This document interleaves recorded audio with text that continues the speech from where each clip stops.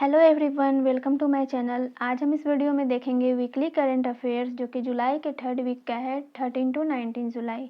One liner है जो कि हर एक एग्ज़ाम के लिए जिसमें भी करंट अफेयर्स पूछे जाते हैं उसके लिए यूजफुल रहेगा। तो चलिए स्टार्ट करते हैं। फर्स्ट क्वेश्चन, पत्रिका द लेसेंट की एक रिपोर्ट के मुताबिक सदी के अंत तक भारत की आबादी घटकर कितनी हो जाएगी? तो 1.09 अरब। हाल ही में अफगानिस्तान में भारत का अगला राजदूत किसे नियुक्त किया गया है? तो रुद्रेद टंडन को। संयुक्त राष्ट्र द्वारा जारी वार्षिक अध्ययन के अनुसार वैश्विक स्तर पर बीते कितने वर्षों में 10 लाख से अधिक लोग कुपोषितों की श्रेणी में शामिल हुए हैं? तो 5 वर्ष। हाल ही में लेसेंट द्वारा कितने देशों एवं क्षेत्रों के लिए वर्ष 2017 से वर्ष 2100 तक प्रजनन क्षमता, मृत्यु दर और प्रवास एवं जनसंख्या परिदृश्य के संदर्भ में वैश्विक पूर्वानुमान विश्लेषण प्रस्तुत किया गया है? तो 195।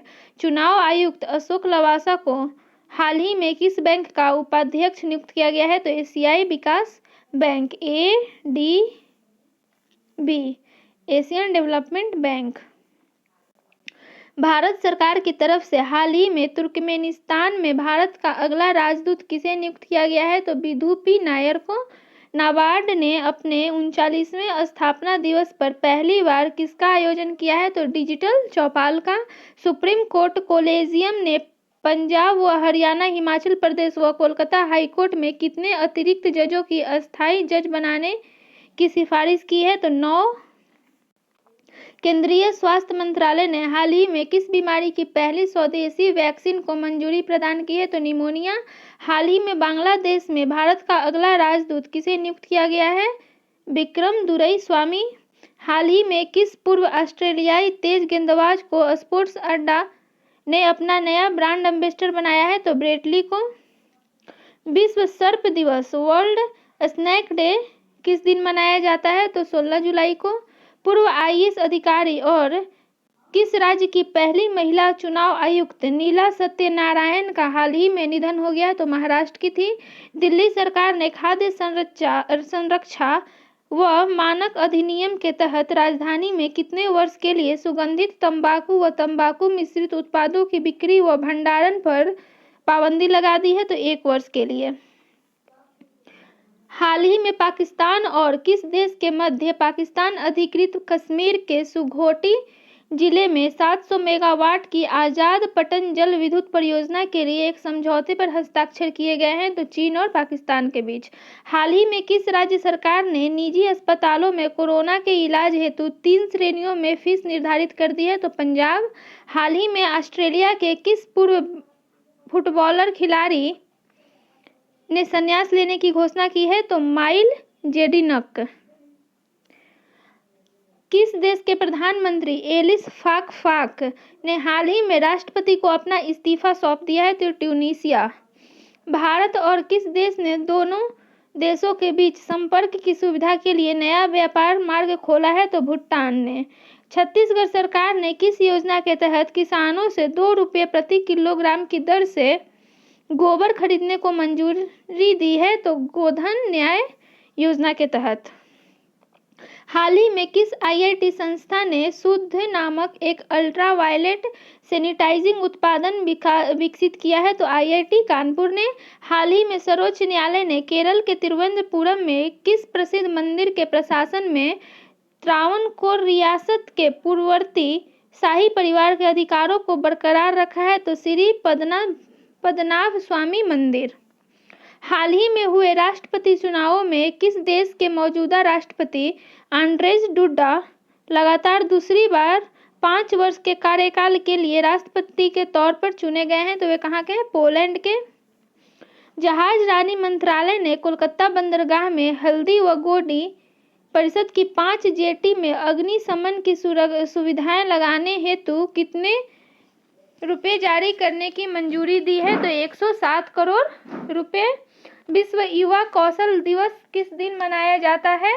15 जुलाई को। गूगल ने हाल ही में जियो प्लेटफॉर्म में कितने हजार करोड़ रुपए निवेश करने की घोषणा की है? तो 30,000 करोड़ रुपए। हाल ही में किस राज्य सरकार ने बढ़ते कोरोना संकट के कारण 16 जुलाई से 31 जुलाई तक लॉकडाउन लगाने की घोषणा की है? तो बिहार सरकार ने। मानव संसाधन विकास मंत्रालय ने डॉक्टर अनीता भटनागर को कितने वर्ष के लिए नेशनल बुक ट्रस्ट के बोर्ड ऑफ ट्रस्टी में नामित किया गया है? 3 वर्ष के लिए। बीसीसीआई ने पिछले हफ्ते राहुल जौहरी का इस्तीफा स्वीकार करने के बाद किसको बीसीसीआई का अंतरिम सीईओ नियुक्त किया है? तो हेमंग अमीन को। उद्योग मंडल फिक्की ने वित्त वर्ष 2020-21 में भारत की सालाना जीडीपी वृद्धि में कितने प्रतिशत के संकुचन का अनुमान जाहिर किया है? तो 4.5%। भारतीय बहुराष्ट्रीय company Reliance industry limited RIL कितने लाख करोड़ रुपए के मूल्य को छूने वाली पहली भारतीय कंपनी बन गई है? तो 12 लाख करोड़ रुपए। ईरान ने हाल ही में किस देश को बड़ा झटका देते हुए चाबहार रेल परियोजना से बाहर कर दिया है? तो भारत को। किस दिग्गज हॉकी खिलाड़ी को मोहन बागान लाइफ टाइम अचीवमेंट पुरस्कार से हाल ही में सम्मानित किया जाएगा? तो यह है अशोक कुमार। हाल ही में केंद्रीय सशस्त्र पुलिस बल द्वारा आयोजित अखिल भारतीय पौधरोपण अभियान में किस केंद्रीय मंत्री ने शिरकत की? तो अमित शाह ने। गूगल के मुख्य कार्यकारी अधिकारी CEO सुंदर पिचई ने भारत में अगले 5-7 सालों में कितने हजार करोड़ रुपए निवेश करने की घोषणा की है? तो 75,000 करोड़ रुपए। सरकार की तरफ से जारी ताजा आंकड़ों के अनुसार जून 2020 में खुदरा महंगाई दर कितने प्रतिशत तक पहुंच सकती है? तो 7.87%। भारतीय रेलवे ने जब तक रेलवे को ग्रीन रेलवे बनाने की घोषणा की है वह कौन सा साल है? तो 2030 तक। केंद्रीय वाणिज्य और उद्योग मंत्रालय के आंकड़ों के मुताबिक जो देश वित्तीय वर्ष 2019-20 के दौरान भारत का शीर्ष व्यापारिक भागीदारी बना हुआ है तो वह कौन सा देश है? अमेरिका। हाल ही में किस राज्य सरकार ने रोको टोको अभियान की घोषणा की है? तो यह है मध्य प्रदेश। हाल ही में भारत चीन सीमा विवाद के बीच भारतीय सेना ने किस देश से 72,000 SIG 716 असॉल्ट राइफल खरीदने जा रही है? तो अमेरिका से। हाल ही में ऑस्ट्रेलिया ने किस देश द्वारा हांगकांग में लगाए गए राष्ट्रीय सुरक्षा कानून की प्रतिक्रिया में हांगकांग के साथ अपनी प्रत्यर्पण संधि को निलंबित कर दिया है? तो चीन देश के द्वारा। भारतीय रेलवे ने पहली बार किस राज्य के गुंटूर से बांग्लादेश को सूखी मिर्च का परिवहन किया है? तो आंध्र प्रदेश से। हाल ही में किस देश ने सबसे बड़े कैमरा ट्रैप वन्यजीव सर्वेक्षण हेतु गिनीज बुक रिकॉर्ड में स्थान हासिल किया है? तो भारत ने। हाल ही में Asian infrastructure investment bank AIIB ने देश में अक्षय ऊर्जा परियोजनाओं के हेतु L&T इंफ्रास्ट्रक्चर फाइनेंशियल लिमिटेड को कितने मिलियन डॉलर का ऋण स्वीकृत किया है? तो $50 मिलियन। विश्व जनसंख्या दिवस किस दिन मनाया जाता है? 11 जुलाई को। हाल ही में किस कंपनी ने जियो प्लेटफॉर्म से 0.15% हिस्सेदारी के लिए 730 करोड़ रुपए का निवेश किया है? तो क्वालकॉम वेंचर्स ने। किस राज्य ने हाल ही में भारत की पहली राज्य स्तरीय ई-लोक अदालत की शुरुआत की है? तो छत्तीसगढ़ ने।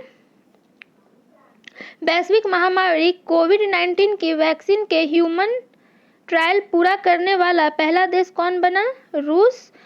जिस राज्य के नादौन पुलिस थाने को देश और राज्य के सर्वश्रेष्ठ पुलिस थाने का दर्जा दिया गया है कौन सा राज्य है? हिमाचल प्रदेश में है।